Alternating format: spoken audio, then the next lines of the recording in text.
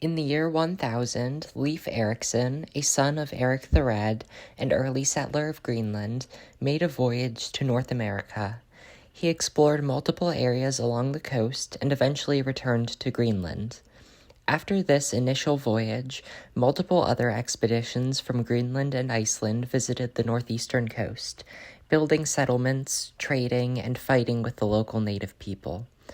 As all of these events took place over 1,000 years ago, it has been difficult for historians to narrow down some of the specific places these people visited. So why did so many people think they went to Rhode Island?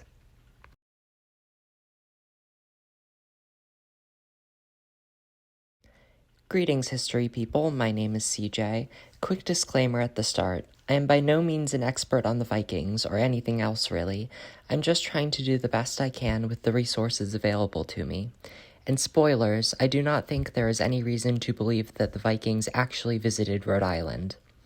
Also, I'm sure I mispronounced every non-English name in this video, and for that I sincerely apologize. Now, as may be clear from a number of the other videos on this channel, I've spent a lot of time thinking about the town of Bristol, Rhode Island. The early history of the town itself is pretty straightforward.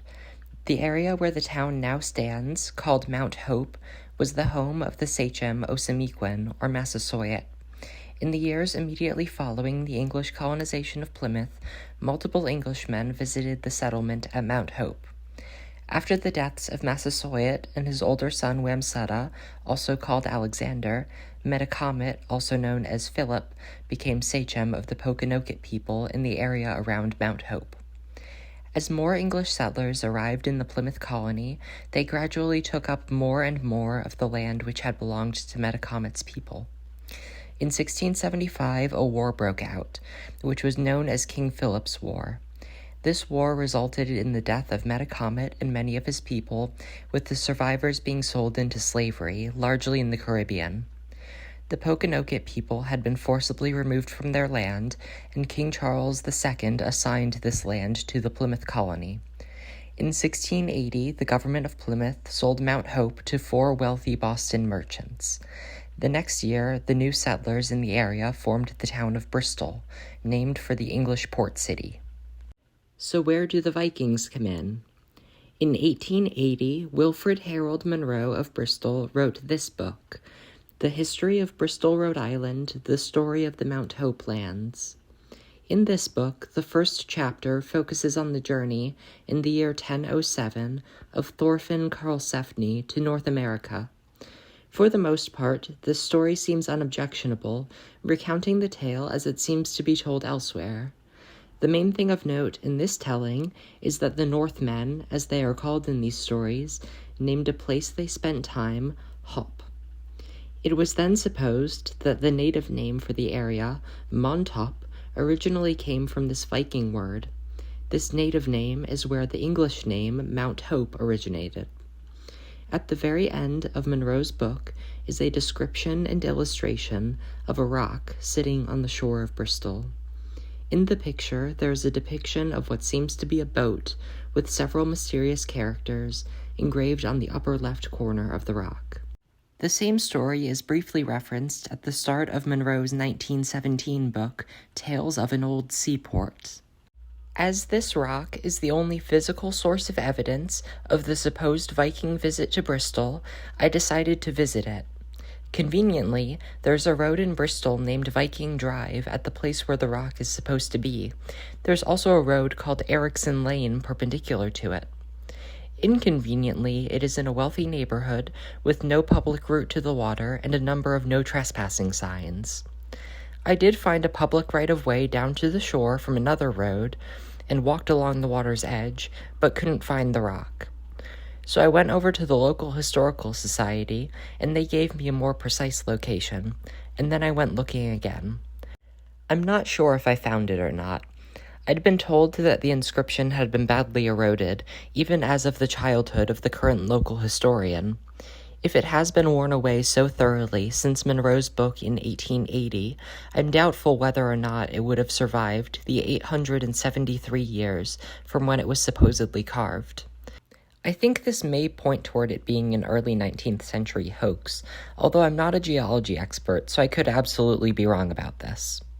Also, comparing the illustration of the rock in Monroe's book with the actual medieval runic alphabet, the markings on the rock don't really look like Norse runes.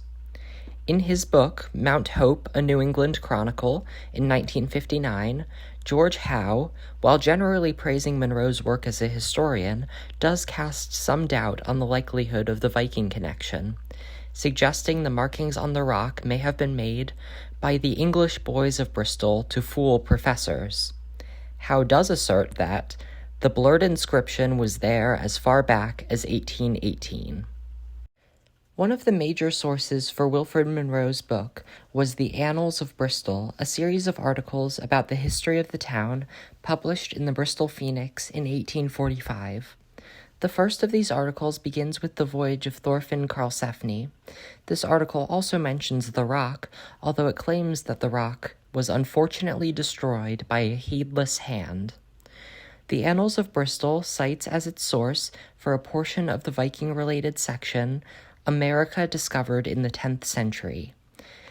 This was a pamphlet published in 1838, written by the Secretary for the Society of Northern Antiquaries, and seems to be the earliest published reference to Bristol, Rhode Island specifically, as a location visited by the Vikings.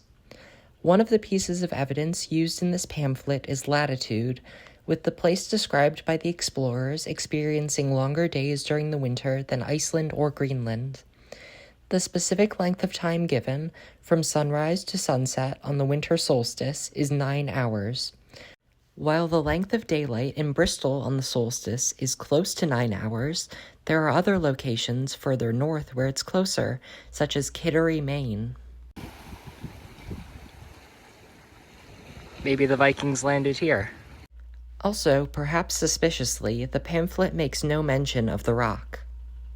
There is another, probably more well-known site in Rhode Island with a supposed Viking connection.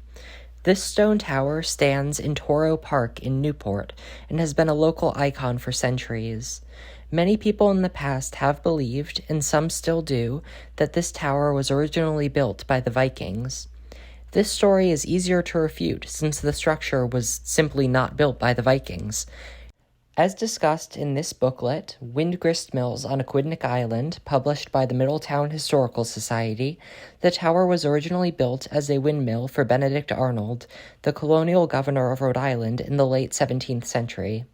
There isn't much more to say about this beyond it was just not built by the Vikings.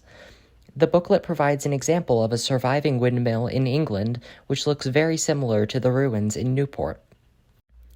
It seems to have been very popular in the early to mid-19th century and beyond to believe that the Northmen visited specific locations in what is now the northeastern United States. America discovered in the 10th century suggests that they may have made it as far south as what is now Delaware. The area around Boston was supposed to be the site of a Viking city, and there are multiple other mysterious rocks around southern New England. My personal theory on all this is that it mostly began with the resurfacing of the stories of Viking visits to North America in the early 19th century. Suddenly these people, largely of European descent living in North America, could claim a connection to other Europeans of the past who had been there before them. But how to know exactly where the Northmen visited? Surely they must have visited my town. I think it's a common instinct people have that whenever an important or exciting aspect of history is being popularly remembered and discussed, we want to find, or invent, our own personal connection to it. So not only did the Vikings visit North America, they must have visited this specific town. I think that's why these stories stick around. They add to the significance of a place for the people who live there, even if they aren't true. Personally, I love Rhode Island. There are so many great things about the smallest state. But do I think the Vikings visited here? No. And I think that's okay. Maybe the Vikings landed over here. Yes, I did travel to Kittery, Maine for this bit, and it's absolutely lovely.